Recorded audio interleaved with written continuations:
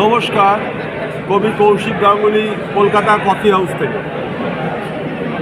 যা স্পষ্ট দেখেছ, যা সত্য বলেছ, আলোড়ন, শুধু আলোড়ন, একটা সশব্দ বিস্ফোরণ, একটা সশব্দ বিস্ফোরণ।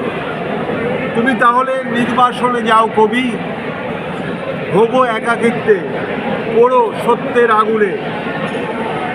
বিবেক নির্বিকার, যারা ভয় পেয়েছে, যারা তোষামোদে অথবা কৌশলে সিংহাসনের কাছে, তারা চেনা হয়েও অচেনা সাজ্যে, তারা চেনা হয়েও অচেনা সাজ্যে।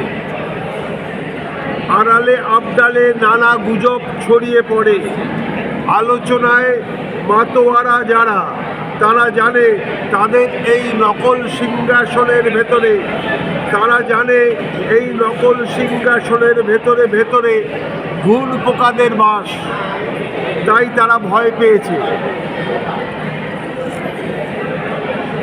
তাই তারা রেগে গিয়েছে, কবিকে দিয়েছে নির্বাসন। সত্য দ্রষ্টার নেই কোনো প্রয়োজন, মাত্র সাজানো উৎসবে পুরস্কারের ঢক্কা নিরাদে সব সত্য চাপা পড়ে যাবে ঝলমলে চাকচিক্যে। তবু তুমি বদলাবে না নিজেকে, যা স্পষ্ট দেখেছ, যা সত্য বলেছ, স্থির থাকবে নিজের বিশ্বাসে। তাহলে যাও তুমি নির্বাসনে, একা একা লিখে যাও রক্তাক্ত কবিতা, শুধু পুড়ে যাও সত্যের আগুনেতে। ধন্যবাদ, ভালোবাসার শুভেচ্ছা। এত সুন্দর কবিতা, সময়ের কথা আপনার লেখনীতে বেরিয়েছে কবি।